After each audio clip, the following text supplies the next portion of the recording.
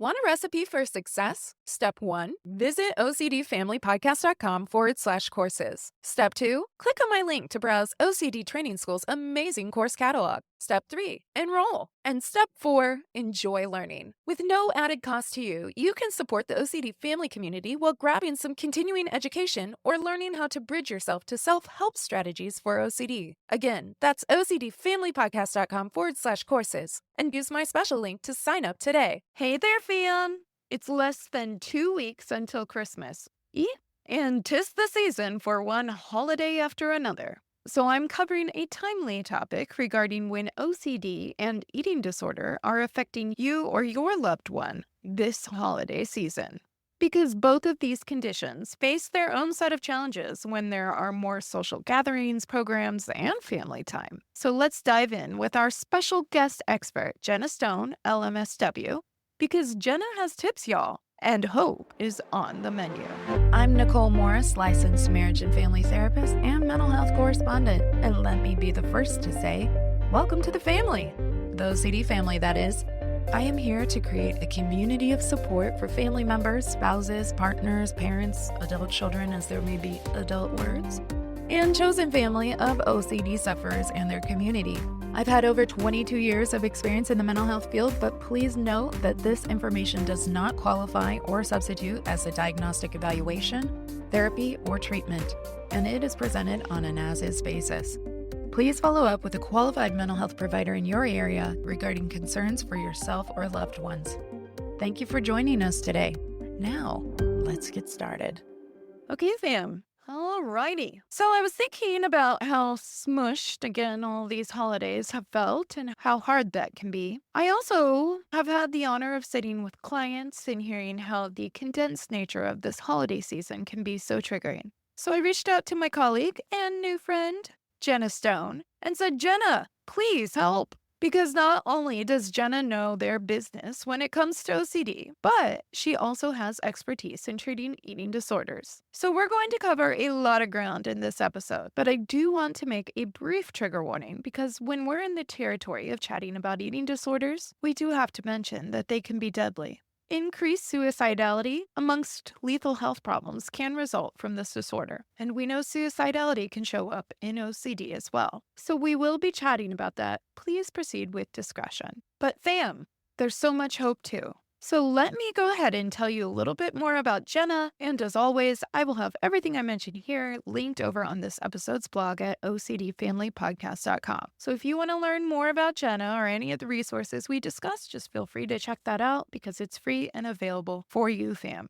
So Jenna Stone, LMSW, is a queer ADHD therapist specializing in supporting neurodivergent individuals with eating disorders, OCD, anxiety, and PFRBs through a social justice framework, drawing on both professional expertise and personal lived experience. They provide in-person and telehealth psychotherapy as well as neuro-affirming ADHD and autism evaluations at Zen Psychological Center in Maryland. Additionally, as a co-founder of the Mid-Atlantic Collective for Eating Disorders, Jenna is dedicated to promoting weight-inclusive and neuro-affirming care rooted in harm reduction. So with that, let's meet Jenna. Welcome back to the OCD Family Podcast. And today I'm actually stoked. I say this like all the time, but I am really stoked because we are having such an important conversation today. I have guest Jenna Stone, LMSW, here with me. And they were kind enough to come and shed light on this really tricky intersection of OCD and eating disorder. And you will hear me reference eating disorder as ED. But I think it's such an important topic because not only is it a high prevalence, and I'm sure we'll get into all of that, but during the holiday season, which here in the States, we just had Thanksgiving, we have Christmas and Hanukkah for those whom celebrate. We have New Year's coming up where we always have these different resolutions and people are getting their gym memberships and whatnot. And you can imagine if we zoom out and look at the comorbidity of OCD and ED, this is a very complicated and very tricky time of year. So with all of that, Jenna, welcome to the OCD Family Podcast. Thank you so much for being here. Thanks for having me. Absolutely. So, first off, we're going to cover a lot of different topics today, but I am curious to the extent that you're comfortable, if you can share how did you get into treating OCD in the first place? And if you would like in ED as well. So I actually got in the field to treat eating disorders, and then I made that leap into OCD. In graduate school, I got trained in exposure response prevention, which we use a lot in eating disorders, but for OCD as well. And then during that time, I lived with OCD, so I was struggling with OCD. I've done ERP, and I got introduced to infrared-based CBT and started doing it on myself and fell in love with OCD. I never thought I could work with OCD just because I was struggling so much in graduate school. But then I started to get real relief from my own OCD symptoms, and I felt more confident that I could treat OCD. And similarly with my eating disorder, I'm 10 years recovered from my own eating disorder. And that's got me really passionate about this whole intersection. I just kind of landed here, I guess, because of I was that person that had both. And it was hard to find providers that understood both. So Congratulations on 10 years recovered, first of all. And second of all, thank you for following that excitement and sharing it with us as a worldwide community because there's so much overlap. In fact, last time we really concentrated on eating disorder here on the show, even the title of the episode was about the incredible overlap of eating disorder and OCD. And so I'm thrilled to have you here and sharing your knowledge. And I will say this just for any other practitioners listening, it's not that you can't be very good and skilled at treating if you don't have lived experience. Absolutely, you can. But you can also provide a personal testament in the efficacy and the hope that comes in recovery. And so that's a really exciting message to give, especially at this time of year where both OCD and ED can get so triggered. And again, we're just talking about the presentations of this happen year round, but during the holidays, there are some extra challenges, different triggers that can come up. And so before we get into that, I just want to think about some statistics, and some of the statistics are a little bit older, but for ED, the International OCD Foundation, and I've shared this statistic before, back in 2004, was sharing a study. And I'm going to have all of this linked over on this episode's blog. So anybody interested in checking more information out about this, please jump on over to ocdfamilypodcast.com and you can see all the information we discussed today linked there. But 64% of people with eating disorder had at least one anxiety disorder.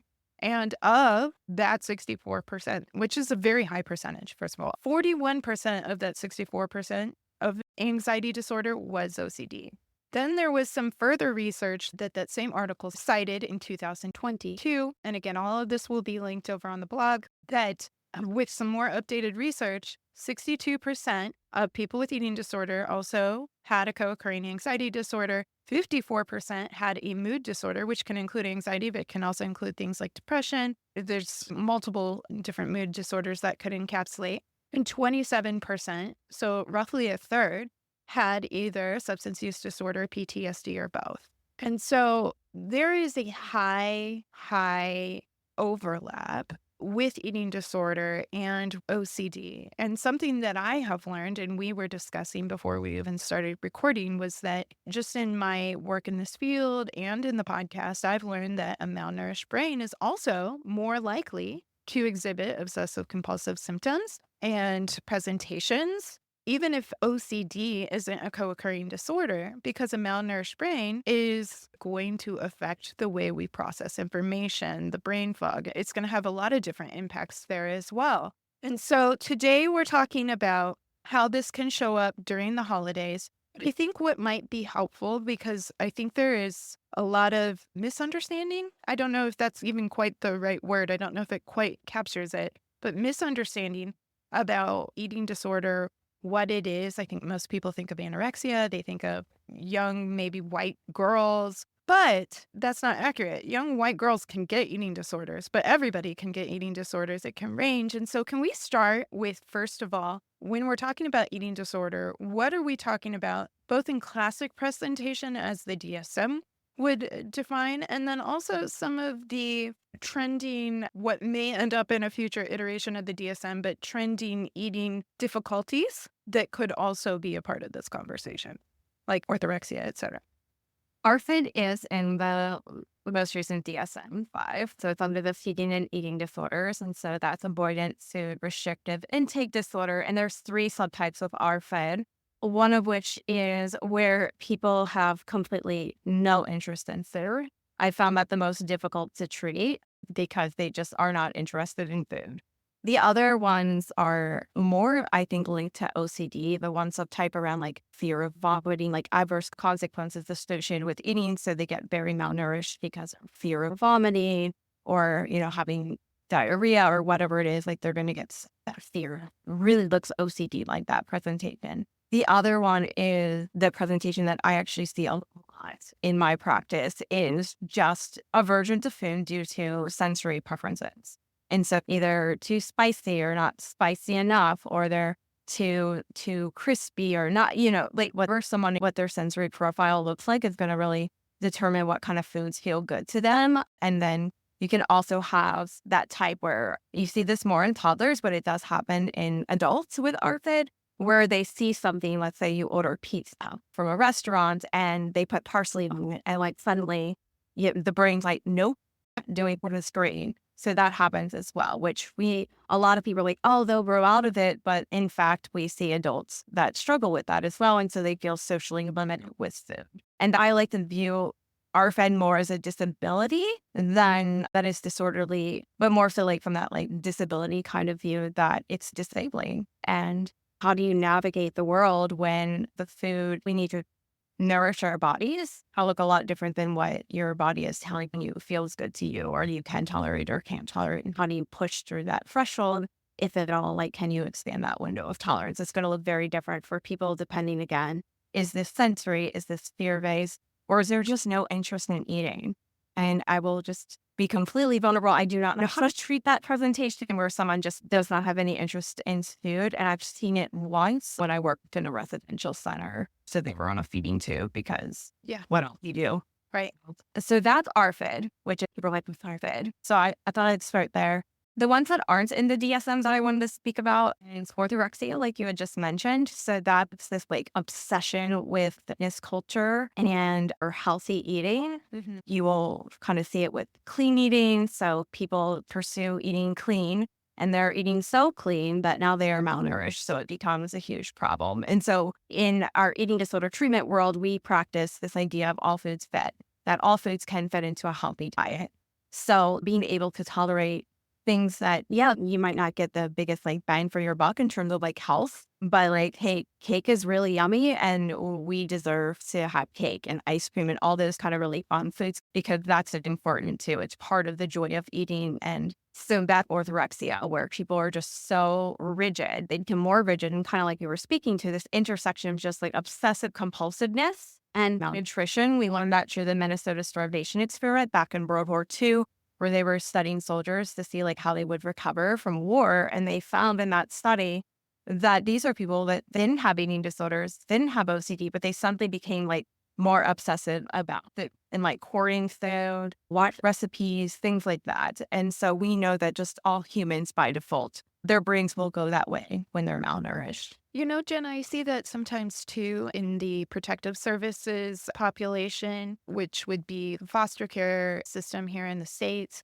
Sometimes where there is that fear, I don't know where my next food is coming from. I maybe am going to hoard and save, and almost like, Scarcity. the scarcity. And we see the same behavior, the same thing happen with a lot of kids today with the electronics. It's definitely a lot more electronics than I had when I was a child. But take your kids' electronics away, you're going to have those outbursts and things like that. And they're going to sneak them in. So that's why we do all foods fit, because we know that we don't have to have this disordered relationship about restricting food, certain types of foods and things like that. And we actually can trust ourselves to be okay, because we're not. I think there's this big myth in society that continuously gets perpetuated about, like, let's go back to Halloween candy. A lot of parents freak out about Halloween candy. Like, oh, my kid's just going to eat all of this candy. They're going to be so unhealthy. They have all these stories. That's their narrative. But they didn't develop this narrative on their own. They were given it from society. Society has told them that Halloween candy is bad. Your kid shouldn't have it. It's junk food. All of these kind of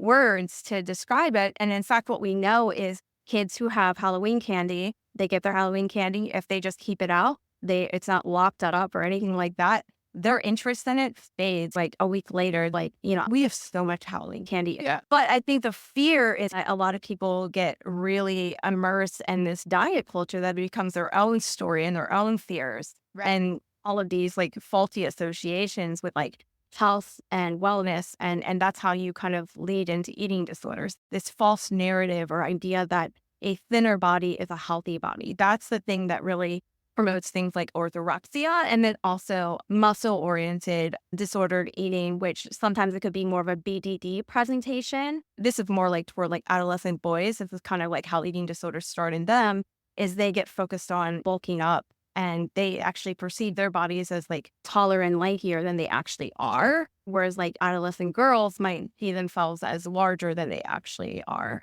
So it's the same kind of phenomena. And then throw in some social media. Oh my And gosh. Yeah. eating disorders are a huge societal problem. Well, and what I will say real quick too, just on something that you just mentioned, culture endorses the idea of candy bad and there are bad foods and this is unhealthy. And there's almost this idea that you're not going to be able, again, like you said, kind of projected on people that you're not going to be able to control. Like you're going to be like you're at a buffet of endless candy here because you went Mhm. trick or treating. And yet there's the you're only a child once. Their kids go trick or treating. Let them have some fun, but don't eat the candy, right? And it's like, what? The mixed message of go enjoy, go do this, go socialize, make friends, but every friend event, and this will lead a little bit to later in our discussion to holiday stuff, every friend event or social gathering is around what? Food. Come to Yeah. ice cream social, come have dinner, let's go have happy hour, let's go. There's some kind of ingestion of some kind of drink or food, but it's also just like living, you're fueling your body. And so it so often gets labeled as both. You need to do this, but don't do that. And it's like, it's so like the juxtaposition is so hypocritical, really, in a lot of different ways. So, how do you make sense of that? And so there's that. And then there are what people probably think more classically. Right. And actually, I would say binge eating, correct me if I'm wrong. I would say binge eating in some of that projection of if you had access to your candy, you'd probably just eat it all is a bit of a projection of what could be a presentation of binge eating disorder. Would you agree with that or am I off on that? So actually, binge eating disorder is 100% a restrictive eating disorder. Okay, so I'm off. Please tell us more because it's actually the most common, at least from the research that I've looked at, it is the most common presentation of eating disorder.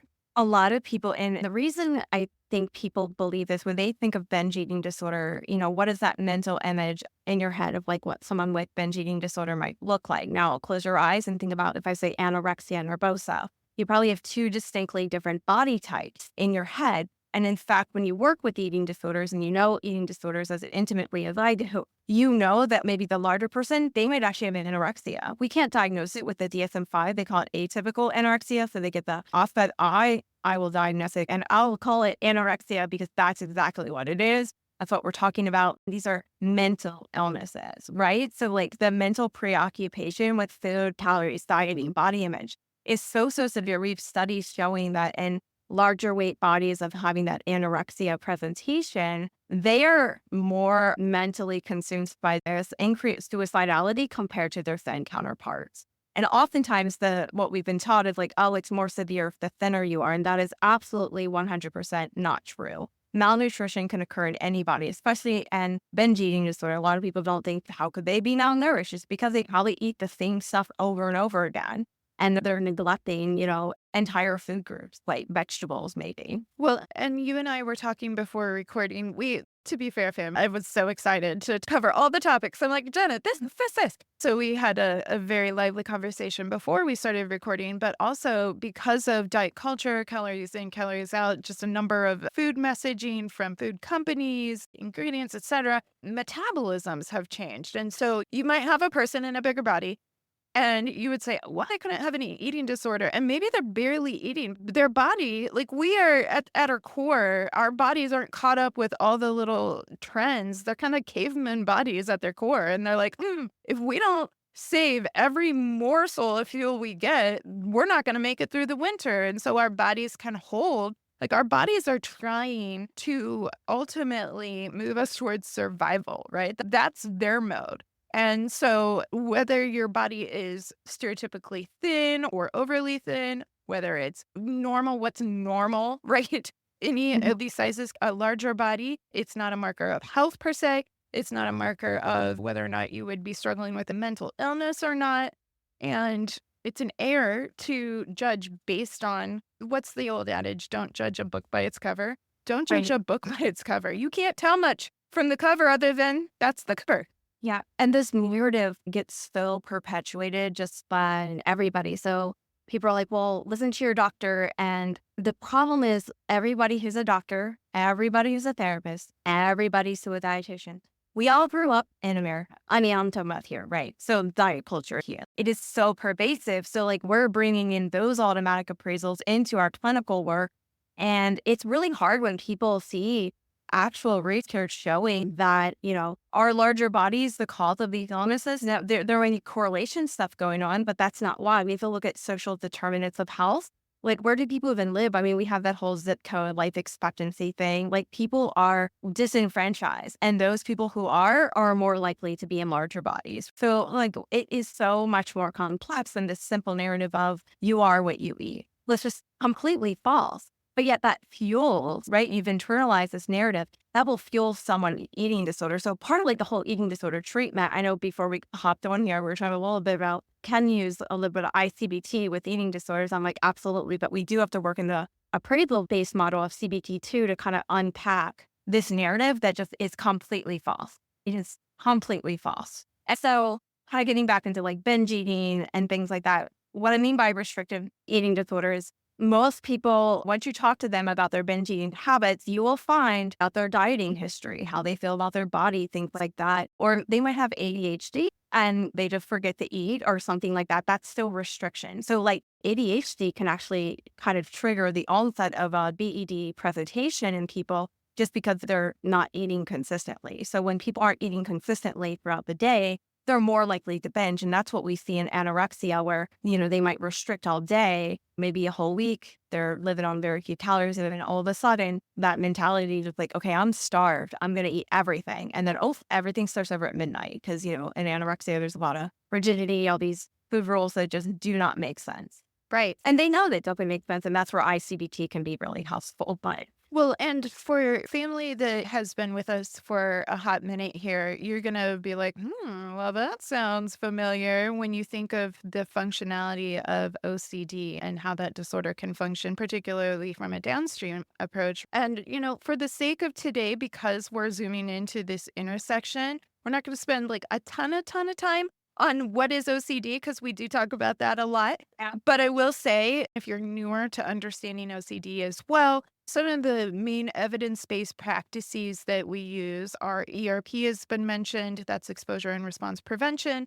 And there's also inference-based CBT. There's also emerging approaches like mastery approach that both Jenna and I are big fans of. And actually how I got introduced to Jenna because Rich Gallagher, who has come up with the mastery approach, said, Nicole, you've got to meet Jenna. They're fantastic. And this would be a fabulous guest to talk about ED and OCD. And so I've had that stored in my mind and going, yes, I need to reach out to Jenna. But it just felt like a really appropriate time because this time of year where the holidays and so many holidays, it's not just even one, even if you don't celebrate or participate in all of them, the hustle and bustle and the amount of parties and celebrations and programming that happens around this time of year brings in added layers of challenges. And so we're going to be definitely discussing all of that and more. But before we dive into that, anything else you wanted to say on anorexia or bulimia? So anorexia is going to be restrictive, like predominantly restrictive, but then you might see that binge purge pattern or just binging and then like compensating more with restriction than bulimia. And by the way, people switch eating disorders all the time. It's very common. And for me personally, I had anorexia. Then I went to this like orthorexic presentation. So I got that back in the day. It was called EDNOS. Now we diagnose it as OSFED. So kind of bouncing all around and like, I did everything. So a lot of people do everything. And the one thing that the curry version doesn't really specify, we cannot diagnose both RFID and anorexia. I will tell you that it does co-occur. People don't just magically get out of their RFID and now they have anorexia. They kind of have those maybe sensory sensitivities going on with food too. And I actually think they're more vulnerable to developing these eating disorders when you just kind of take what I mentioned, like if someone's malnourished, well, then physiologically they're going to binge. They're Right. going to start eating like what their body is going to want to survive. Right. Cannot avoid that. It's just being human. And the formula, the magic formula is to eat consistently throughout the day, get a dietitian. That's outside of my scope, but I work very closely with dietitians because they know food science and they know health. And that's what I do use when we have the whole OCD stuff going on, is that is the reality. Anytime you find yourself doubting this meal plan, you're in the imagination, right? So we're going to stick to this. Yeah. Well, and even outside of like human beings, you can see like, I'm thinking of like a bear. I'm sure there's many different animals, right? But bears tend to hibernate for the winter, right? And so what do they need to do to be able to be in a place to hibernate for the winter? They've got to store up food. They've probably got to preload or postload fuel for their body. And so it makes sense in that context, but we're not bears, right? And Mhm. so it makes sense from a biological functionality standpoint that if you haven't eaten, then when you get up, you're going to be like, I need food. And it will be harder to gauge. And depending on how long of a period of time in which you're engaging in that, your ability to read your interoceptive cues and be able to say, oh, you know what? I'm satiated or I'm full or I'm not.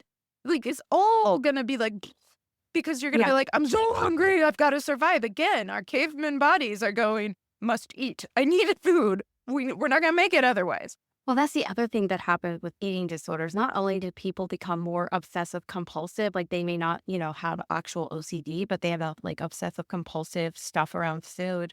They also just lose hunger, fullness, whatever isn't their norm, because I think I'm getting more into like all this like interoceptive stuff.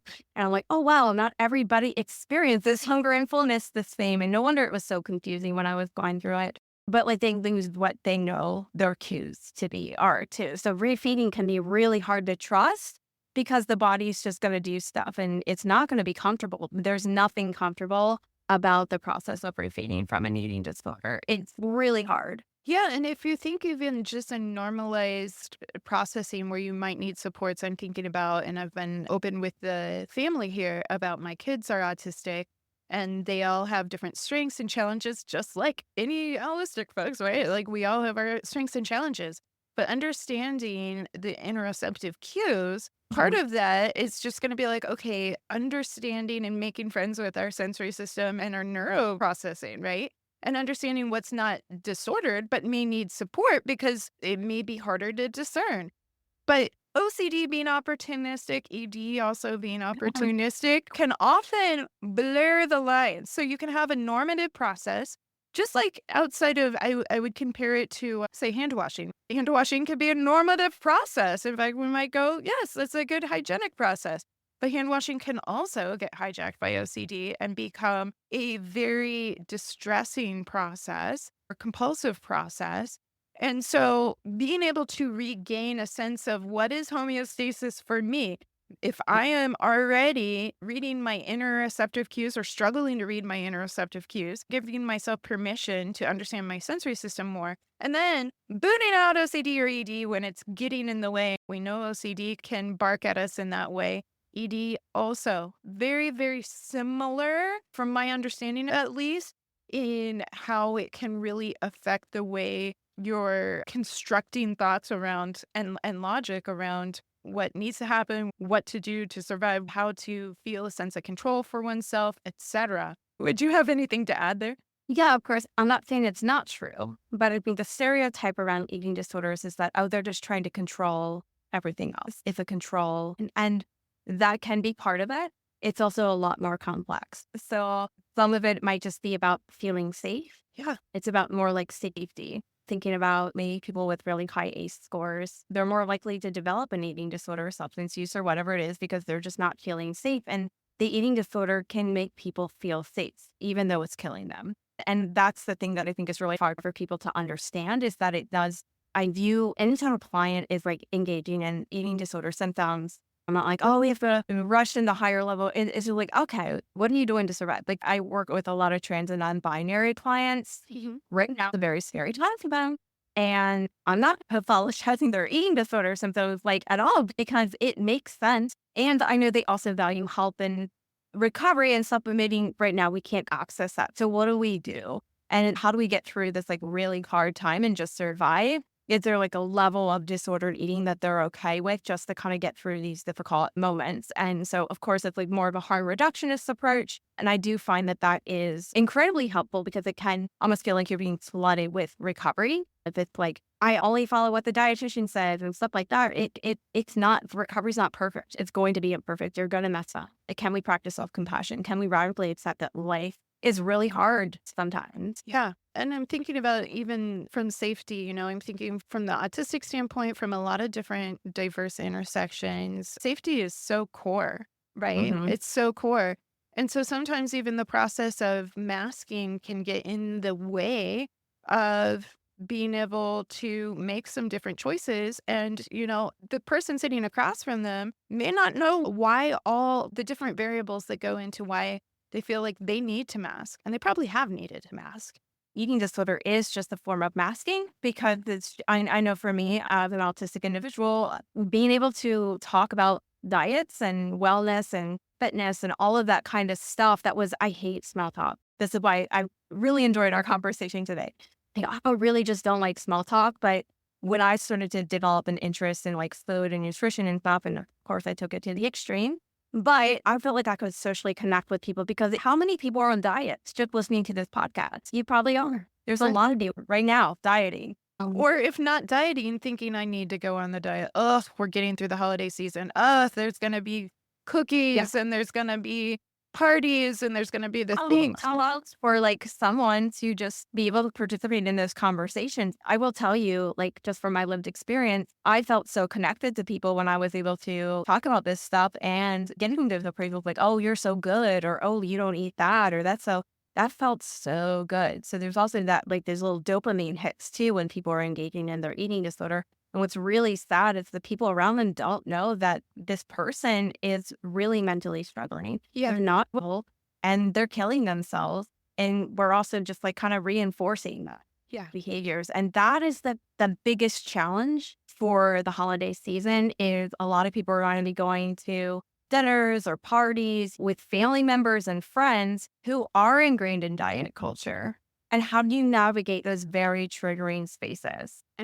And sometimes people that are even pointing it out, you're so good, again, are people struggling with it as well. And they're going, there's so much guilt and shame too that comes up where people go, oh, I couldn't resist the cookie, but they could. Or whatever the thing is. It doesn't even have to be a cookie. Again, the conceptualization is as varied and creative as the people living with the experience, as we say with OCD too. It can present in so many different ways. And so it is a real problem that can come up.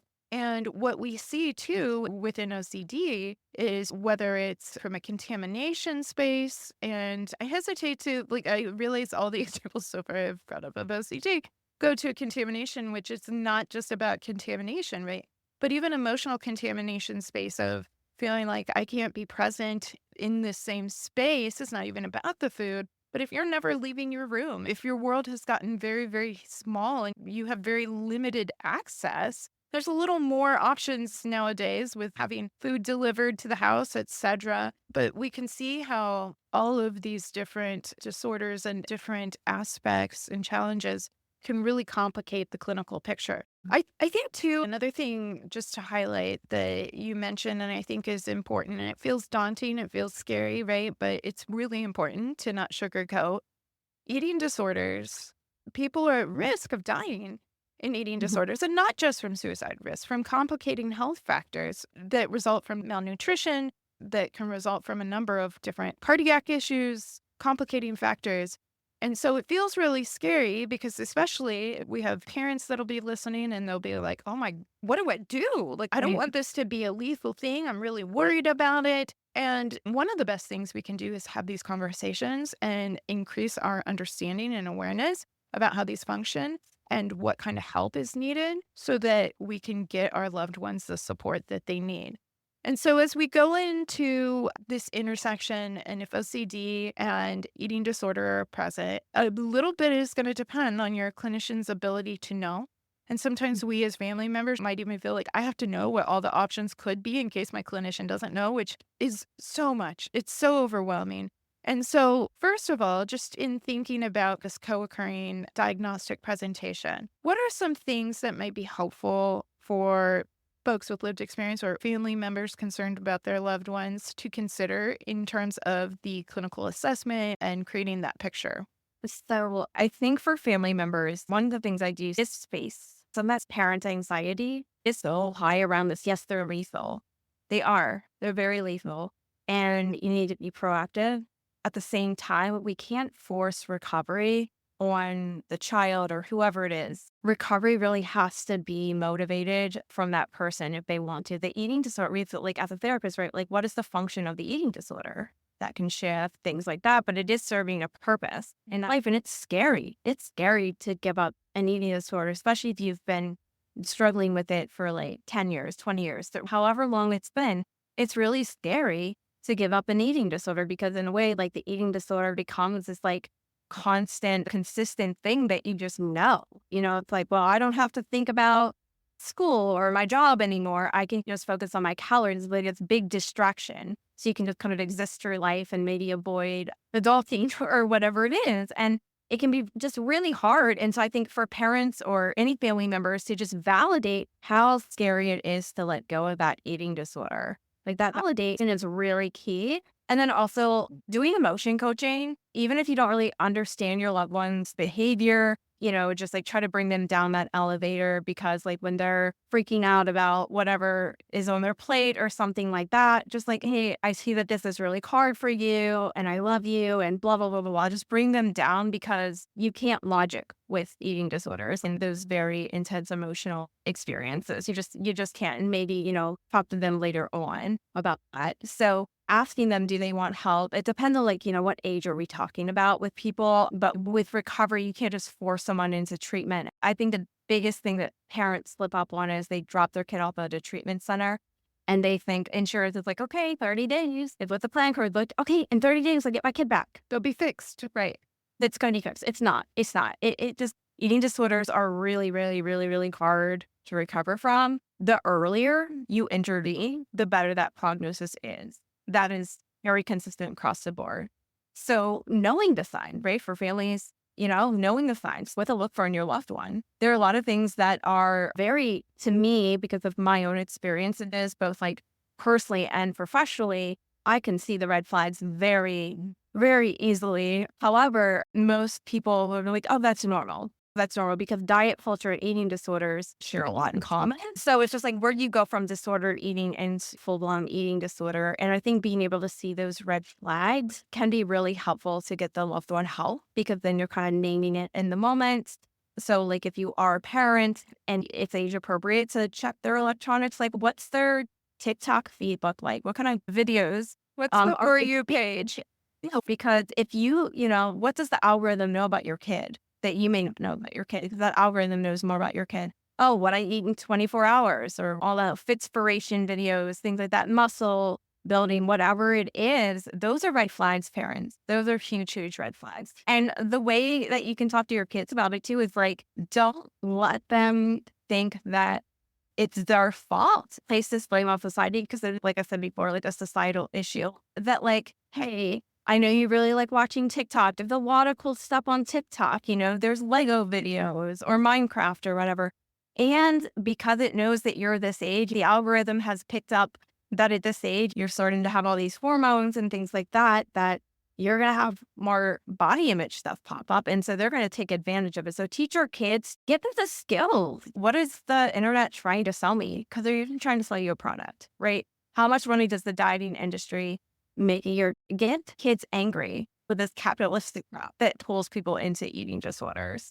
I think that's like a really good way, but just look for those red flags. What are they asking for the holidays? Do they want exercise equipment? Do they want like, I don't know, special blenders, gym membership, whatever? It's going to look suspicious. And not everything's a symptom. That's where if you are highly anxious parents, regulate your own anxiety because not every red flag means there's a problem. It's just like, okay, something may not be right. Yeah, if anything, allow yourself to be curious and maybe you're finding out more information from them in terms of what they're doing or from seeking a consultation with a professional or asking your pediatrician or family doctor, should I be concerned about this? Sometimes it's not always on the radar. A tricky piece. Sometimes parents do have to advocate for their pediatricians, especially if their kid is in a higher weight body, to take them seriously. Because, like I said earlier, like these pediatricians, they also grew up in diet culture. They might be dieting, they may be really ingrained in this mentality and haven't really seen the research that like a lot of the people, like eating disorder professionals, have seen. I'm just even thinking about for a client who, hi, client, I'm sure you're listening, that has recently dealt with this. And I'll just say to the extent that the doctor's office was like, that doesn't sound like an eating disorder. Mhm. And I was very glad that I got to see my client and be like, "Yeah, I don't care what they think." I mean, it's not that, and I don't want to give the impression, and it's not my scope of practice to do the medical, but for the presenting symptoms, whether it's us therapists, when it's doctors, are dismissive of it and say, "That's not what that is." And we see that in the OCD field all the time too. What? I don't think that's OCD. Do you wash Oh, your hands a lot? Do you go in and out of doorways a lot? I mean, right. there's so much misunderstanding. So helping, sometimes it means you as the family member need somebody that can kind of cheerlead you along and go, "Oh, don't worry about that. Just go get your person the support they need. Mhm. Let's find somebody for the team that does understand that." Because if your pediatrician doesn't, you need a teammate here in this process that is going to understand it. And making sure that when you are like hiring a team for like your kid, you're getting a Hazel aligned, non-diet dietitian. That is so important. They actually, this is a really fun fact. I'm not sure the exact percentage, but a high percentage of dietetic students have that orthorexic thing going on. 'Cause Interesting. so they have to unlearn that. So some registered dietitians may not be safe providers for people with eating disorders until they've really unlearned diet culture. That case of like any, therapist or dietitian is listening. If you do want to dig into eating disorders, the number one thing to do to start getting experience in this work is on learning what's your relationship with food and body. And I've learned so, so much from people in larger bodies who've experienced so much weight stigma and learning about health at every side from the science behind, like we are not what we eat. That is just false. It's not calories in, calories out. It's just not. There's a thin privilege. How many people do you know that you would think they might not look as thin as they are? So, you know what I'm saying? Like, Right. ones where you're like, They're thin but unhealthy because, yeah, they might have high cholesterol or whatever because they're eating whatever, but they're not thin because of what they're eating. It's because of genetics. They have that privilege. and also, like I was saying, there's social determinants of health, looking at like complex trauma and how that turns on some of these metabolic things. And then, of course, past experience of any type of dieting, like weight cycling, which we would see is going to trigger a lot of metabolic problems. Which how much like, and I'm not saying this is only like a female problem, but I can just think like through my family, through growing up, how particularly was there a focus on being thin? That's what's attractive. And it's not just for women, but I can only speak to my own experience that so many people have yo-yoed over the course of their life. The battle Mhm. of the bulge, all of this diet culture that's been going on for decades has real effects not only on what the scale says, it's so much deeper than what the scale says, but how it affects our metabolism, how it can affect our overall health, how have these lasting impacts that ripple far beyond the restrictive diet or elimination diet that somebody tried for a season. And in this time of year, one of the things that you brought up as we were just getting ready to meet today, Jenna, is we're approaching New Year's, and it's kind of become a thing where people are like, screw resolutions, because we never keep resolutions, right? But they still do their own kind of resolution or image board or word or theme or whatever. And a lot of people, and if you work at a gym, you know this very well, or if you work out at a gym, you know it gets really crowded. And the new year, people are like, this year's going to be different. We're going to exercise more. We're going to lift more. We're going to eat differently. And there's some extreme reactions that generally don't last for a very long season, but they have some really big impacts. And so, again, part of this holiday season includes even going into a new year and going, What are some of the things that I need to fix about myself? And it's a fixed mentality, right? Diet culture is a fixed mentality. If you just do this, you feel better. And ED is like, yeah, I can jump into that and really amplify the noise around that. But it is a mental health disorder, as you're saying. Yes, because that's all that you can think about.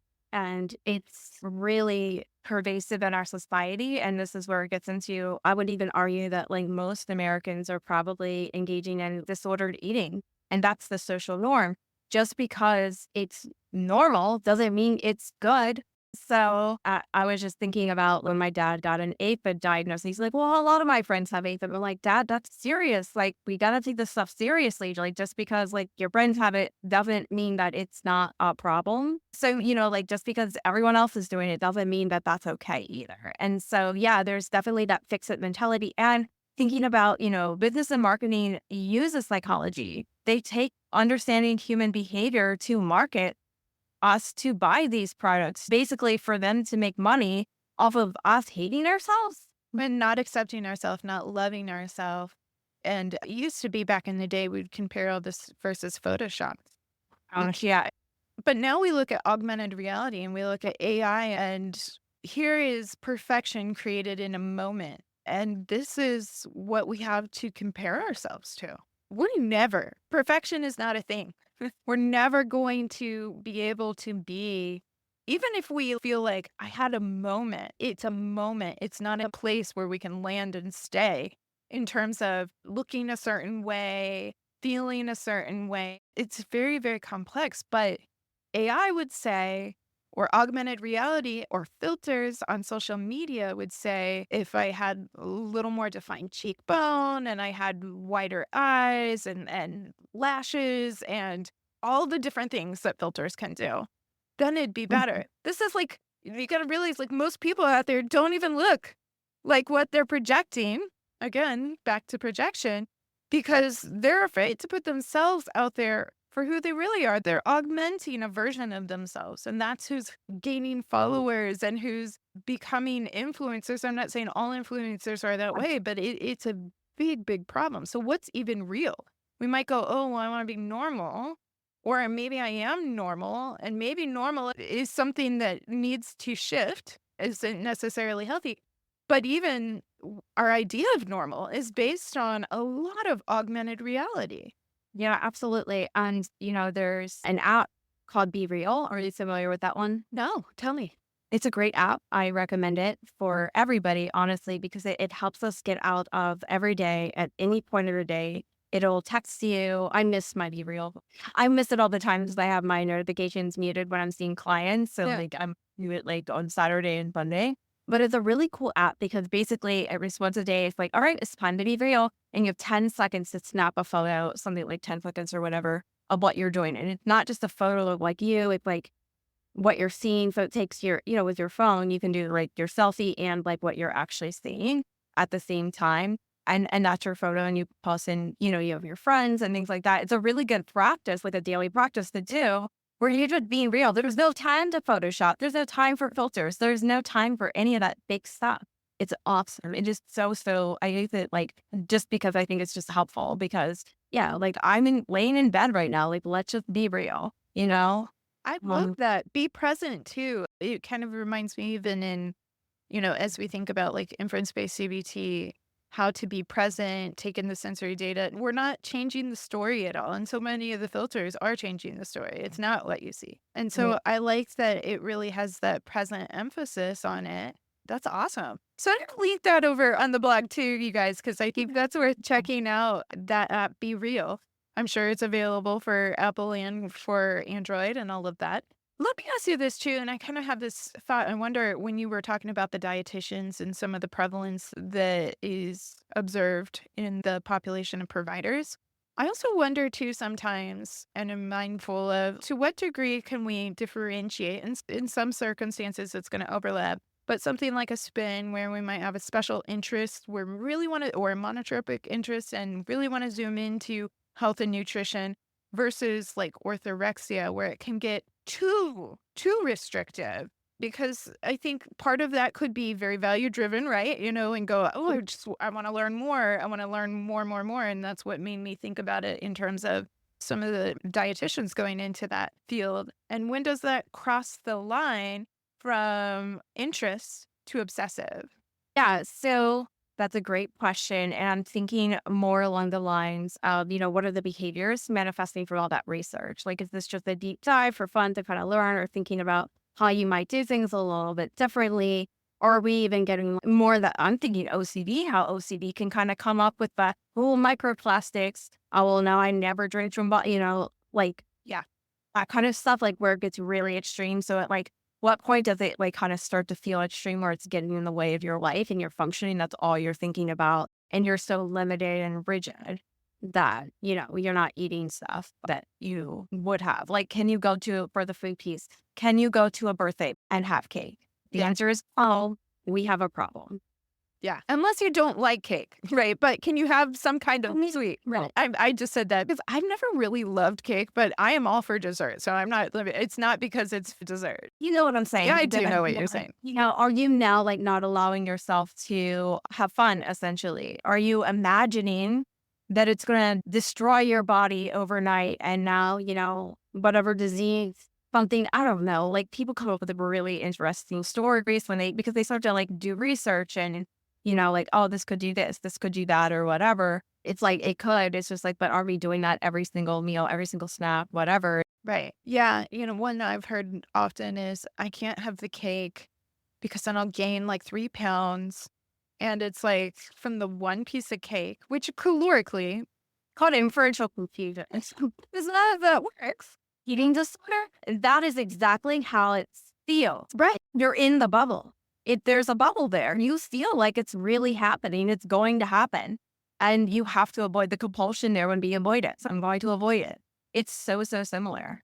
yeah. And if you're newer to the podcast or newer to learning about or understanding ICBT, inferential confusion is a meaty concept, but essentially imagine we're saying confused conclusion.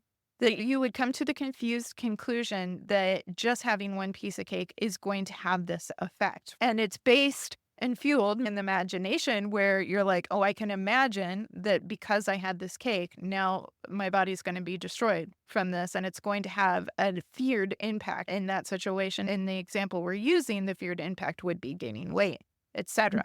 So if you want to learn more about inferential confusion or ICBT or even ERP, again, I'll link some episodes that cover that psychoeducation really well because how they conceptualize OCD are very different. And so it's worth hearing both ways in terms of how that's conceptualized as some of our main treatment models. But as we've talked about, there are some other developing models as well.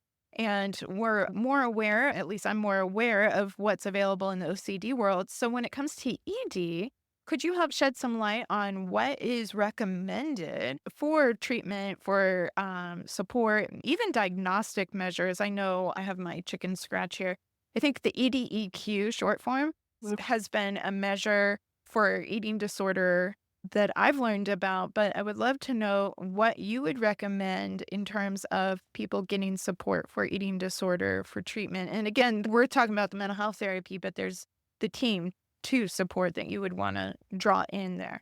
Yeah, okay. You have the EDQ. There's also the 826. And I think none of these measures are really looking at like RFID specifically. So I actually just did a presentation last week where I came up with just some questions to kind of like dig into like, oh, is this RFID? And one of the things for RFID that I look for is, and this is not like a magic number, it's just kind of where I'm at clinically right now is like 20. So does the person have only 20 safe foods? And then you might be looking at RFID.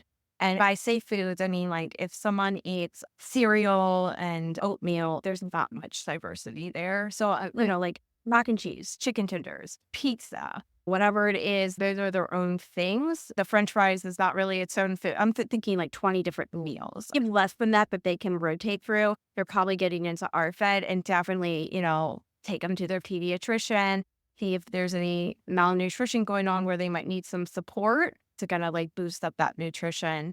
And so that's that piece with kind of screening. But for eating disorders, we're looking for more like the anorexia, binge eating, bulimia. We're looking for how much time completely forget that there's any physical manifestation of eating. I think once we like get that image out of our mind, like the Karen Carpenter, like all of that, like take it out of your mind and ask your client, like, how much time are you thinking about this? Like, what is your thought process? How do you feel about your body?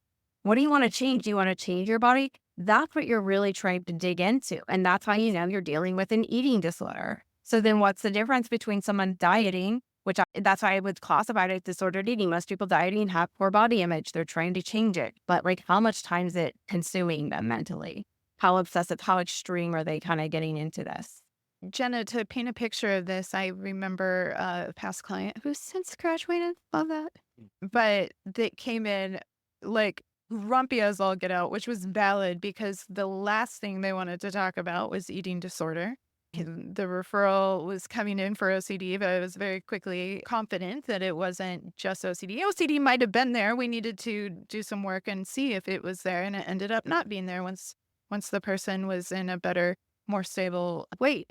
But what I would say is the last thing they wanted to do is come talk to me about food.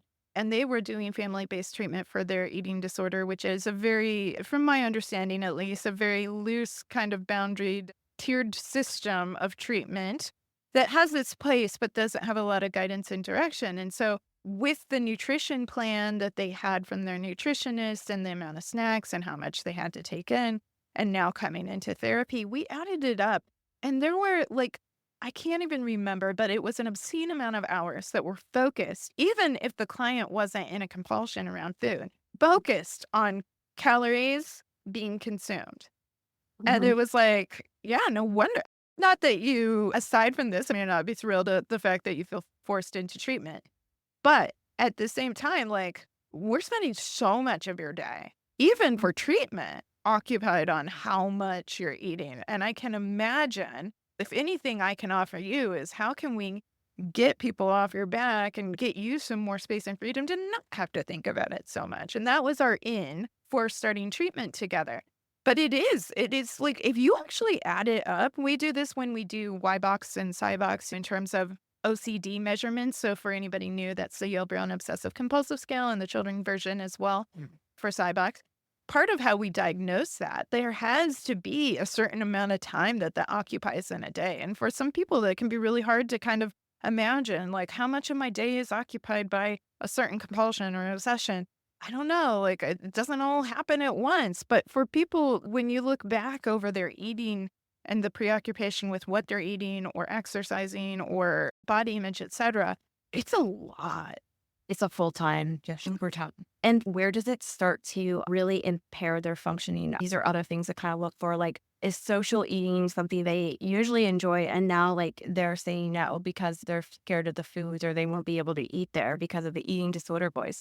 Also, just asking them, like, how loud is that eating disorder voice? That voice that kind of tells you that you need to not eat this, do that, or whatever to compensate. Kind of looking at, like, how much space this is taking up and also some of the behavior stuff like we see with our health anxiety and OCD clients that fall down the Reddit hole. Just how are you really spending on Reddit? We have screen time, right? Check your screen time on your phone to really see like how much time am I like deep diving into all this like nutritional science on Reddit if they have like that orthorexia going on or their YouTube or TikTok and you know how much content are they seeing? And another behavior that you'll see is just like back during that Minnesota starvation experiment is like the obsession with like cooking or just food and stuff like that. We call it like food porn on watching. Yeah. Not just like cooking videos. I know like I was a big Food Network person back in the day. That was my thing. And like that's like mentally substituting. Well, if I'm not going to eat, then I'm going to watch this. Or are they the kind of person who will prepare food for everybody else, but then they don't really eat? Yeah. That is a huge sign. Other things are these things called mukbangs. Have you heard of them? No. Where they watch just people eating a lot of food to and like reverse trigger that to like not do that or like move it both ways actually. So it's very similar to like people with neurotic discoriation watching like the pimple popping video. It's the same kind of phenomena. Yeah. Where people just like watching people just eat tons and tons of food. Yeah. These are other things to look for to see if someone's like really gone into the territory of an eating disorder. And also like, do they feel like it's an eating disorder? I know I practice a little bit differently than the way I was trained because I don't like labeling people until it's like a collaborative, especially because I do like ADHD and autism assessments. It's like, all right, do you think this fits? Based on this is what the DSM-5 says, and this is what, I'm gathering from you. Do you agree that this is an eating disorder? Yeah. Because like if they don't, then they're not going to want to work on it if they don't even see it as a problem. Right. Well, And that's what probably makes things tricky if you are a parent to a kid with an eating disorder. Like the parent knows this is an eating disorder. The kid's not really going to see that. So in their own time, they'd be like, okay, I don't really like this anymore. Because a lot of the times in the beginning of an eating disorder, people might feel more productive. You get high from restriction. People predisposed genetically to have like anorexia. We've actually seen that the way that their metabolism works is that most people experience hunger as I'm so hungry, I need to eat, I'm getting irritable. Then you have this other experience where, and this can change, but I used to be the kind where like I would not eat and I got high, literally like just like kind of like a runner's high, if I can explain it a little better, where you're just like, oh, I feel great. Everything's wonderful. I'm getting straight A's. I'm very productive. It's well, great. and there's things like autophagy and things, and so it gets complicated with some of these different health factors that get cherry picked and out of context. As we learn in ICBT, these out of context facts can become really problematic for drawing these conclusions and irrelevant associations. And so it really takes linking and consulting with people that understand how that fits in context. And could some of this be happening? Yeah, but not in this context. That's the thing I work with like parents too, is like, are you just kind of jumping to this conclusion? And I see this more when their kid has had an eating disorder. And then like the kid's doing other stuff, like maybe kid is like undiagnosed autistic and they've always had weird little oddities around food or something like that, where they're like, I don't want to eat that, or that smells weird or whatever. But not everything's an eating disorder symptom. So then you have the parents that'll like kind of like react to that, like, oh, they're restricting again. They're like feeling like they're going to lose their kid. And it's so, so scary to experience that fear. Because again, like I'm not going to sugarcoat it, eating disorders are incredibly deadly. We know. Right. I've had like very, very close experiences to death because of my eating disorder. And even if you get there, it's so weird because you're like, wow, this thing really can kill you. So if you're younger, or it doesn't really matter, I guess, there's that invincibility, like, oh, it's not going to happen to me. It's not going to happen to me. But then maybe you go to a treatment center and you're like, oh my gosh, this person just died from their eating disorder. What if that happens to me? And that's a good inference to me. Yeah. That's a very good inference where you're like, oh, wow, like this is getting more real. Like I'm not invincible. I'm human and this can absolutely kill me. Well, and it's an inference made in reality. That's the core difference, right? Because it's filling in the blank and the understanding based on direct evidence, which is different than when our minds fill in the blank based on what's possible and imagined. And especially when you have something like OCD in the mix, where it's going to imagine so many dire circumstances. But ED also can have a really loud, bossy voice. And so understanding that whether it's your loved one or you dealing with it, you don't have to be alone in that. There is a lot of different support out there that can be helpful. And so reaching out and finding somebody, and if you live in a state where you're like, gosh, there's nobody really great, nothing's really coming up in my Google search, then even coming in, and I wonder if you would have some tips for what people can ask, whether they go to a doctor or a therapist. Sometimes I've seen it both ways. I've seen where people have gone to the doctor, and I love if therapy gets cued in, you might want to go to a therapist. But also I've seen clients come to me first. And I'm like, you know what? We really need to get you to the doctor. And so just even helping family members know how to navigate that, like what kind of questions to ask. I think the first thing, like returning back way to the doctors, is the biggest secret is that you don't have to get weighed at the doctors. They'll tell you that you do have to get weighed. And I know that like people can still be biased just looking at someone, but sometimes that like makes it just feel safer for people to feel like they can be taken seriously. So people can refuse to get weighed. I think for insurance, they need 3 health measures. So you could do that with your blood pressure, heart rate, and height. There, they got it. No weight. Weight's not required. But also like, seeing if their doctor is receptive and for more information on this, if they don't feel like they are being taken seriously, or if they're told that, oh, so you struggle with overeating when they're struggling with like quite the opposite. And like, here's a prescription for Ozempic. I mean, that's not going to land well. So maybe you just need to find another doctor. That's fine too, Yeah. if you're not being heard. And then, like I said, with the dietitians and then even therapists, like you really want to make sure their hay is aligned, that help at every size. That's the key. And the third thing is just like, I think a lot of people with marketing, they'll say they're hay aligned and they're not. So it's really hard to like vet people.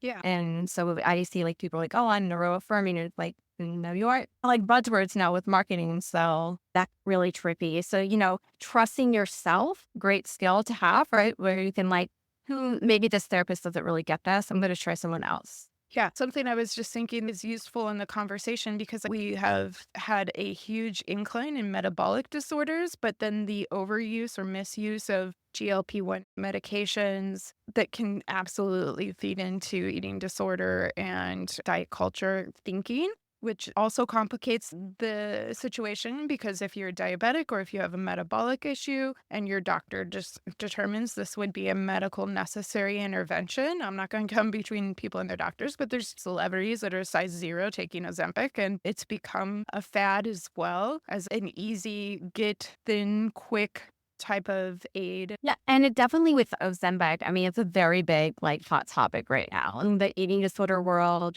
And Ozempic it's a wonderful drug for diabetes. At the same time, these problems that people are having on them, like the side effects are looking pretty bad, is that with that weight loss, just that side effect of weight loss, which people are going on for it, like the intention's just wrong. And then when they do go on it, they're going to lose the weight. And we have research showing over and over again that like 95% of people, anytime they lose weight, they're going to gain it back plus more later on. So they go through weight cycling. And that's where you see these metabolic issues. I know for most families, like my clients, they're going to dinner tables with people talking about not just their latest diets, but how great Ozempic is. And it's just incredibly harmful, again, because the intention behind it is not to manage diabetes. It's just to lose weight. And we know from years and years and years of just these bad diets that this is not healthy. Yeah. Tell me if Um, I'm off on this recommendation, and I've received this feedback from past client family members, and we'll mention this as an idea for support for when I have clients come in, is a lot of the parent groups, which you have to take with a grain of salt. They're not medical professionals, but a lot of the parent groups have been through the ropes of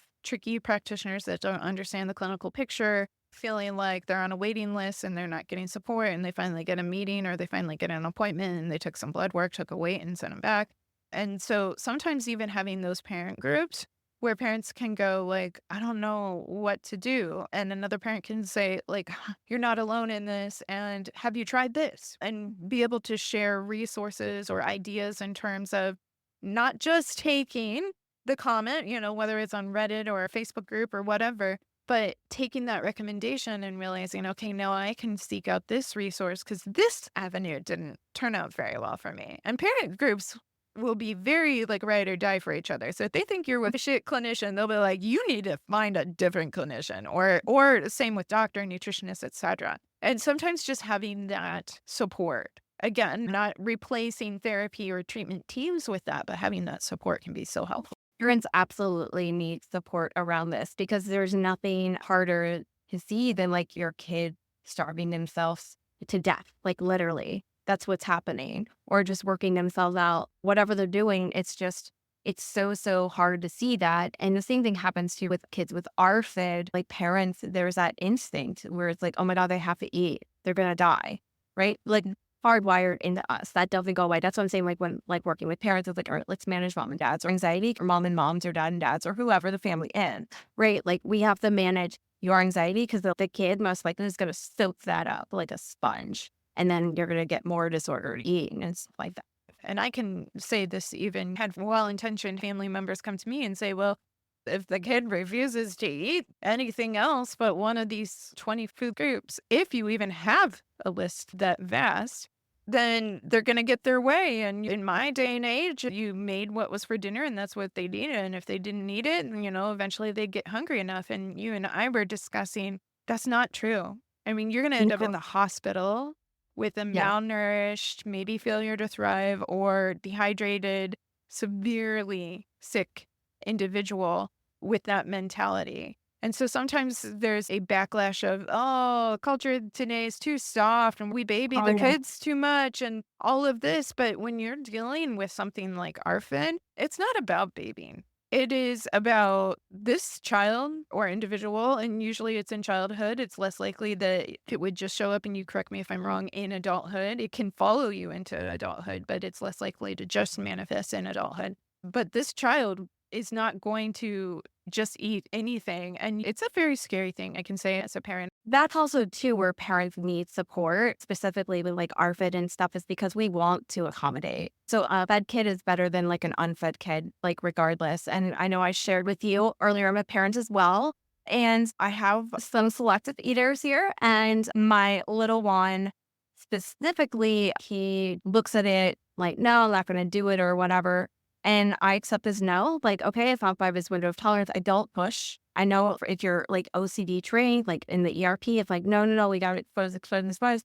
It's like when he's ready to do it, he's going to do it, like giving him that autonomy to do this stuff. But for now, I'm just going to switch it up and like, okay, he still needs to get vegetables. We're going for the baby food pouch. Yeah. It tastes good to him and it's a texture he likes and he gets the nutrients. So you always want to accommodate that stuff until like they're ready to start. And these ARFID kids may not want to start making changes until maybe adolescence when they're like realizing like, all my friends are going out to this sushi restaurant. Sushi looks really weird and scary. And that's where that motivation is going to come. So they can kind of like start to do their hierarchy and exposures and stuff on their own journeys. But with like actual nutritional guidance, like this is what your body needs to focus. And then mom or dad, whoever can try to get, other vitamins or whatever. That's why dietitians are so, so critical because they really understand what the body needs to function. Yeah, it's interesting because with one of our kids, we did feeding therapy, and it was so interesting. And there were SLPs because not everybody understands, but SLPs do a lot with kind of the mouth structure and the swallowing and all of that. And if you gag when you swallow something and that scares you,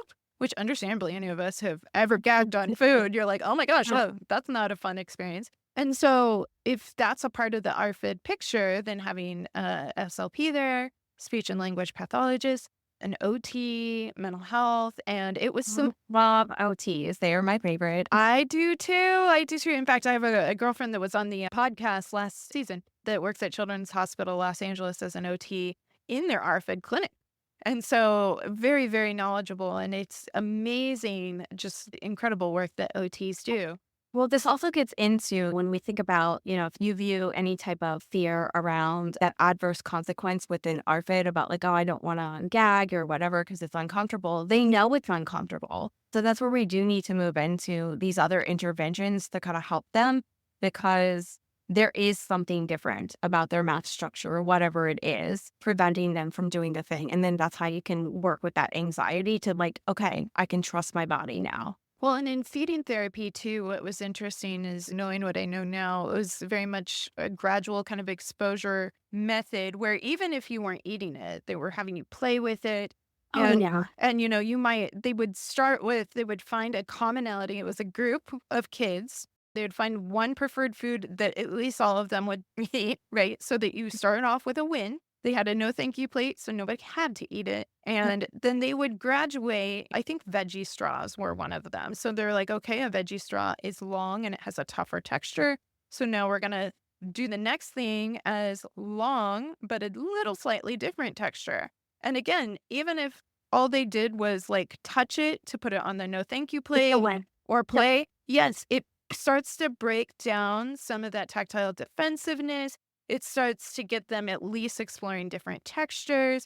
And, so many parents will be like, well, if they just tried, fill in the blank. I know they would love it. It's not about It was right when your kid, like they try something. Last night we had with the little win or whatever with the tortellini because my partner got the tricolored tortellini. So, that's going to trigger that like automatic, like, oh, what is this orange thing? What is this green thing? Right. Tortellini is white or cream or whatever. When he put one in his mouth, of like, that's amazing. Like doing it on their own is really important. And then we also kind of encourage, like, there's nothing wrong with playing with food or in a non-coercive way. It's not like, okay, here's your green beans, play with them. It's like, if you want to play with it, you can. So then I like put it on your plate and you can do whatever you want with it. And that curiosity, because that's the thing that's going to break down past all that rigidity about like, my brain says no. And it's like, maybe not. I don't know. And so letting them kind of do it on their own. And you have these little wins, but like with the tortellini last night, I'm not going to serve that again tonight or even in 3 days from now, because that just don't add that back into the like normal rotation of foods. Go into like just the bland stuff that he's used to, and then like, kind of feel it out. So that's the biggest mistake I think people do make, is where they just toss it back into that like immediate rotate. Like, well, you liked it last time. It's like, oh, right. We don't want to do that. Or even with familiar foods, preferred foods that they get tired of eating and they start Yeah. food jagging and then going, but this is one of your foods and we can't lose another food, so you're gonna eat it, kind of thing. And guess what? Guess how that's gonna go? Do you think they're gonna eat it? Anybody who's gone through potty training knows this too, right? There are a few things that we have absolutely no control over making another person do. If they're gonna actually eat this thing or making them pee or poop. You can barter the entire world and it's still, if anything, it's going to add more pressure to the situation. But it's still like ultimately that person has to choose and they have autonomy. Even if they're your 2-year-old kid, they have autonomy. So we have to respect that you're your own person and be curious about the reason why. There's always a reason why. People don't just not do something for no reason. Even in the case where there's no motivation, the reason is there's a lack of motivation. There's always a reason why. So yeah, being curious is really important. Having those supports as a parent, and it's not just parents, it can be as partners, spouses, it can be adult children of older parents. I've seen some of this too with aging parents as they might develop different medical conditions and stuff. Their motivation to eat might really change. And so this can become a challenge at any age. It can be a young baby and it can be an elder adult. And so it's something important to be mindful of. And when we start thinking about particularly preteens, teens, and maybe even college age students, but when we start thinking about schools, some of the things they're going to cover in health class, some of the emphasis on whether the school lunch is healthy or not, or maybe they're at an age where they can select to do their standard lunch or get some of these a la carte options. Any tips for helping parents navigating teens and tweens through managing eating disorder and OCD, yes, but eating disorder in the school setting? Yeah, so the nutritional education that most kids are going to get in public schools is not going to be consistent with what we know from the eating disorder field. So it's also going to be influenced by diet culture. It's kind of controlling the narrative about what gets taught in school. So there's going to be a lot of this is a good food, this is a bad food, healthy versus unhealthy. That dichotomy is really hard for kids that are maybe more the inflexible kind of thinkers. So that's going to stick with them. And so I think as parents, being very careful, like when, your kid is getting, like if the school does things like the BMI where they get weighed in front of their classmates or announce their BMI, they get BMI report cards. This is a thing in some areas of our country. So this needs to stop so you can, see what you can do to make sure your kid's not being subjected to BMI report cards. Also, if there's any type of assignment where your kid is asked to track their calories for a day or even a week, that can be so damaging. That has to stop. So there's a lot of advocacy that parents can do to put an end to this that's perpetuating diet culture and also kind of feeding the development and maintenance of eating disorders. And think about someone does this like tracking of their calories, they're going to compare out to their peers because that's what developmentally they're going to do. And that's how all of this can kind of start. And we often say in the eating disorder field that eating disorders are competitive. So it's like, okay, how am I going to be more extreme than my other friend or things like that? And it's so, I usually don't use this word, but it's toxic and it needs to stop. So as a parent, definitely look to see like, how does your school teach nutrition? How do they even talk about eating disorders? I know my older kids, the oldest, just learned a little bit about eating disorders, came home thinking that it's just, thin, white, affluent, teenage, like that same like Karen Carpenter presentation, that's what anorexia is. And that's the only eating disorder. And I'm like, that's not true. But not everybody has a parent at home who's an eating disorder specialist. So, yeah. Right. It's maddening, the BMI thing. I think, first of all, I could be wrong. I'm definitely not the expert in this area, but I think BMI is a bullshit measure. Really bullshit. But very good tips. Very, very good tips. It can feel overwhelming. So if you're feeling overwhelmed listening, family, just take a deep breath. The fact that you're listening to this podcast already shows that you're mindfully seeking out the right information. So allow yourself time to breathe. And when you're ready, you can act on it. These are really helpful tips. And so as people are going through the holiday season, there's more parties, there's all the stuff. And I know we're just about out of time. But what tips or strategies come to mind for helping people navigate this time of year where there is going to be probably more psychosocial distress, particularly as people get older? Like a kid goes and doesn't eat the pizza, and it's not that big of a deal as a kid. Kids do that sometimes. You go to a holiday party and you're like, I can't touch any of that, or there's some different psychosocial distress. That has a different impact. And so, what would some tips be that you could share? Number one, boundaries. Like setting the boundaries for yourself and then also around. I know some families currently with everything happening, we're not talking about politics, things like that, like just setting those boundaries or even not going if you are genderqueer, trans, or whatever, and in your family still dead names you, you don't have to go. You don't. You can say no because those are the kind of things that will probably like really trigger the eating disorder even more and just, finding your family, the people that you want to spend the holidays with. So like being able to just say no and don't say yes out of pressure or whatever. You don't have to do that. Those are like special considerations. So like really setting boundaries. And then when you are going, like, are you, depending on the eating disorder struggle, how things are doing, just having that awareness, journaling, Yeah. just things that you might do in third grade. And I know you asked earlier about like therapeutic techniques. So with eating disorders, it's like I use a lot of the unified treatment. And then also there's cognitive behavioral therapy that enhance burden for eating disorders, as well as like DBT. So a lot of like DBT skills can be really, really helpful this time of year for people, like just distraction or self-soothing, just things so they can actually access like doing the meal. And being able to just dismiss diet culture, laughing at it. Like if you have a family member, we can't control what comes out of other people's mouth. Like you can kind of set the stage a little bit with those boundaries. Like, hey, we're not going to talk about politics. Like we all know, like we're polarized. We're just whatever. But with some of the diet culture stuff, depending on where you're at in this work, are you the kind of person that is ready to just shut down any type of diet culture? Or do you just have to like deal with it on your own? Do you have people in your phone that you can text? Like, maybe you've been in treatment before and you can just text someone like a friend or something that has also gone through it and you're like, oh my God, you won't believe with my aunt so-and-so said. And laugh about it because that's a great way to regulate the nervous system and then not on that eating disorder symptom, that urge that you might have. Practicing urge surfing, so important for eating disorders.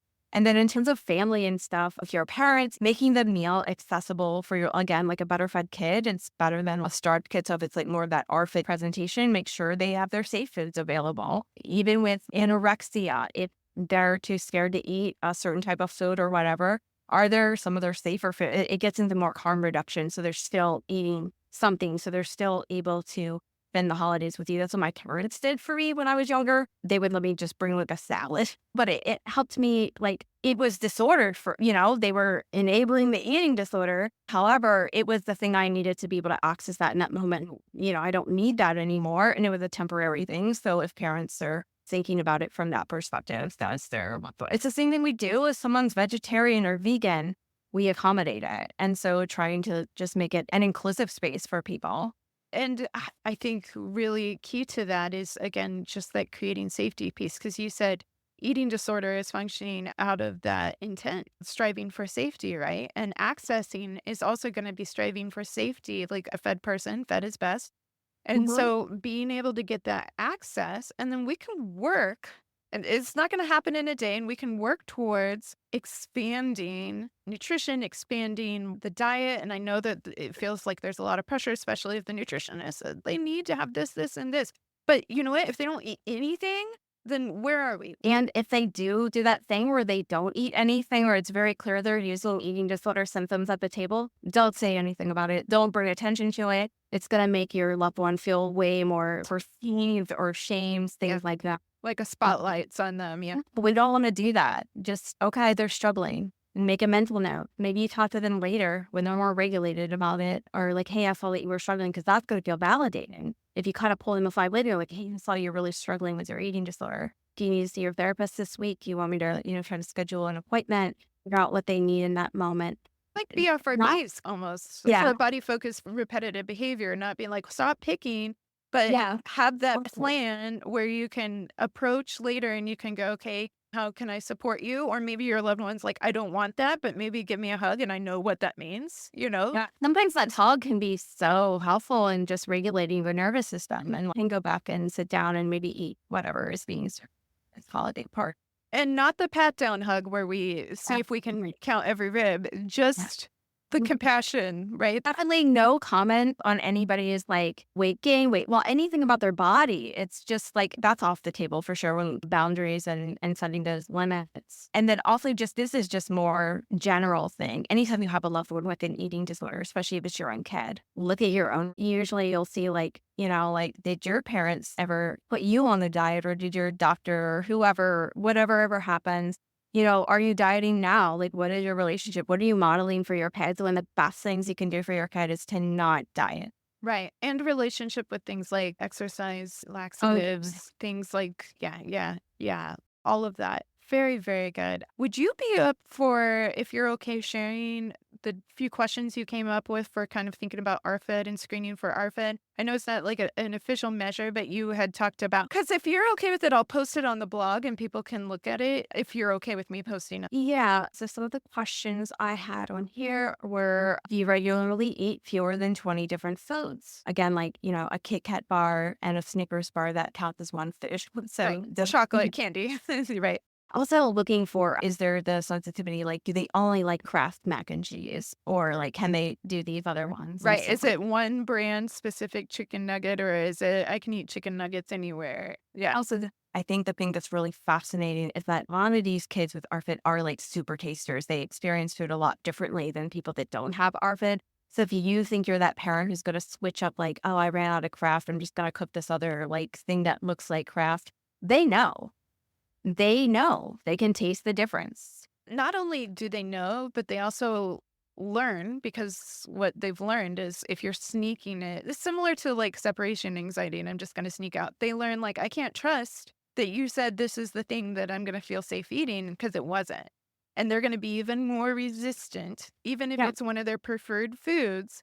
Yep. If you're like, no, it's one thing if you're like literally out of food and you're like, I don't have any other option, but don't pretend it's the same thing. Like last night, I told my son, I was like, this is the tortellini we have tonight. This is all we have. The grocery store is going to close soon. Let's try this. So being transparent, like, this is what we have. Yeah, communicating and thinking like just because they're young, you don't need to do that. No, if anything, like developmentally, if they're very young and they're very, very concrete, they're going to remember the time that you didn't follow through and you snuck them something else, and you're not going to be able to reason with that. And it is going to be, and there's no shaming because I think I've been that parent, so people feel desperate. And it's a Yeah. very scary place to be when you can't get your kid to eat. Right? Like working on your nervous system and like how activated you're getting when you see your kid like literally starving themselves. It Right? doesn't feel good. It's scary. It's terrifying. Right. Yeah. So some of the other questions, do you avoid certain foods because of their texture, taste, smell, or appearance? Have your eating habits or limited food preferences ever led family or friends to express concern or label you as a picky eater? And have you experienced nutritional deficiencies or physical health issues like fatigue or dizziness due to your eating habits? And just some quick little screening questions just to see if like maybe this is RFID. Yeah, and depending on age, I know that pediatricians will say you need to introduce something a certain number of times before a person is willing to take it in. And those of us parents that have ARFID kiddos or had ARFID kiddos that were struggling more in the past, there's a distinct difference between, no, I don't really want this and, oh, that looks weird or whatever, to there is a handful of foods that they will eat. If you guys go out to eat, why would you even go out to eat? We're basically packing food for people anyway. If you walk that road, you know that road. There's a difference between I just haven't presented it enough times. And I think there is something to presenting it. Like even if we're playing and we're saying no thank you, we're getting comfortable being in the same space as it, even Mhm. if we don't try it. But there's a unique difference than, oh, we're just introducing foods. And there's some major differences there. But it's a good question. And I would say that's trickiest probably to differentiate when kids are real young or nonverbal because people end up filling in the blanks. They fill in the differences as they get older. They're like, actually, this is why I don't want it. And the other thing, if I think for parents with kids with RFID, is there's a lot of shame for us to unpack. Because if you're comparing out to all the other parents who have probably neurotypical kids, because I really do think that RFID and like autism and ADHD are probably more linked. We're just kind of waiting on research. you can't hold yourself to those standards just as like, people with anorexia, like looking at all this fake models or AI generated nonsense. Like you can't just compare out to all this other stuff. It's just going to keep you stuck and feeling ashamed. And then you're not going to do what's best for your kid. Or in the case of like anorexia, what's best for your life. If you keep getting stuck in that comparison trap, because that's where I see a lot of parents get stuck is they're like, okay, or even like if you have a parent to the grandparent of your kids and they're like, well, you didn't do that, or they just need to do this, or if we were more firm or whatever it was, it's just like, yeah, these kids are different. Or you did it, but you got over it. So you just need to stick with it. And it's like, oh, stick with what? Trying to shove things in them that they won't eat. I am sticking with trying to feed them. But that I am sticking with trying to keep them alive. But yes, But boundary setting too is like if you're a parent and you're going to a holiday dinner this season and your own parents are there, you talk to your parents like, no comments about my kids' food. I'm bringing mac and cheese. I've got their safe foods. It's okay. That's my priority. yes, it is. It is. And again, that theme of safety. So, well, this has been fantastic, Jenna. And I feel like I could talk all day on this. Thank you for taking a little bit of extra time. I really, really appreciate that you came and had this conversation. I hope, family, for you, that it was also helpful in considering whether it's for a kid, for an adult, spouse, partner, roomie, best friend in your life, or even for yourself, that some of these tips could be helpful. And you don't have to have an eating disorder to be impacted by dieting culture or augmented reality. And so, if anything, I hope that you can walk away going, hey, actually, I'm not alone. And there are options out there and tools out there that can help. And so, hopefully, we struck that tone with the hope. And I just thank you again, Jenna, for coming. Of course. Thanks for having me. Yeah. Intrusive thoughts. Family, how helpful was this conversation? Jenna, you were so gracious to join us for this talk at such a busy time of year. But thanks again for sharing your wisdom our way. OCD and ED don't slow down because it's holiday time. And I just know these tips and resources will help so many people. And that brings us to my intrusive thoughts segment, which for any new family joining us is my application segment of the show. And for today's segment, I'm going to challenge us all to circle back to that idea of staying present. In the hubbub of the holiday season, it's very easy to get swept away in our to-dos, different emotions, and the like. And when it comes to both OCD and ED, same fam. Same. Have you ever sat around looking at social media, feeling anxious because so-and-so has their shopping done early or has a pristine kitchen when yours might look like an endless overflow of dirty dishes and you haven't bought a thing? Do you like chatting with filters on because it enhances what you project to the world? What would it feel like if you didn't use the filter? Has your neighbor or your cousin finished with all their wrapping and it's perfect as always? Or maybe your partner is already diving into their fitspiration while you're feeling anxious and busy brushing crumbs off your shirt. Family, there's no shame in being who we are or acknowledging the complex emotions and challenges this time of year brings. But comparison and filling in the blank with inferences, particularly for those of us that can jump to those confused conclusions, it's hard. So my challenge for you is to think about one way that you can practice being more present today. If the social media is sucking you in or making you feel all the things, then what if you took a social media break? Whether for an hour or part of a day, what if you intentionally put down the augmented world of comparisons and focused on something that recharges you, like a bubble bath or a cheesy holiday movie? For some, it might be shutting off the news or maybe our phones altogether. Maybe just putting ourselves in airplane mode for a hot minute to unplug. If you're busy running around, maybe it means stopping to ask, hey, have I had anything to drink today? Have I fueled my body lately? What do I need in this moment? If I'm tired, can I rest? Maybe even go to bed? Because family, again, listening to ourselves, creating space that supports not only recharging, but safety for ourselves or others, that is key, not only to our daily work, but in the case of these mental health disorders discussed too. So if you're a parent and your loved one is struggling with ED and OCD, and your nervous system is fried, what can you do to practice some self-compassion and foster regulation for you? Because you're the only you there is, and I'm the only me. And when we take care of ourselves, then we have the bandwidth and the ability to create amazing supports, both for ourselves and for others. And the truth of the matter is, as I always say, we're better together. So invest in you, here, now, in the present. Because in the end, it may just be the best present you receive. Thank you for joining me and our OCD family community. If you enjoyed what you heard today, please like and subscribe to the OCD Family Podcast wherever you enjoy your podcasts. Did you find this content helpful? Please consider leaving a review. The more people that know they're not alone, the better. For more information regarding today's podcast, please visit OCDFamilyPodcast.com and remember to join the email list while you're there.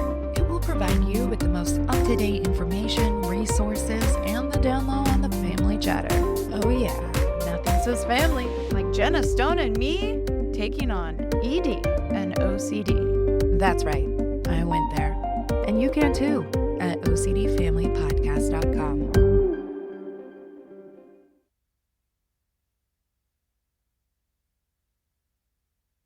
Therapists, are your clients struggling with disgust-based contamination OCD? Have you tried upgrading your ERP with the Mastery approach? Visit OCDFamilyPodcast.com/courses and click on my link because I've got just the training for you. At OCDFamilyPodcast.com/courses, you can check out OCD Training School's entire catalog of courses, including Rich Gallagher's course, Treating Contamination OCD. Where else can you build mastery over disgust-based triggers while supporting the fam at no extra cost to you? It's a win-win at OCDFamilyPodcast.com/courses.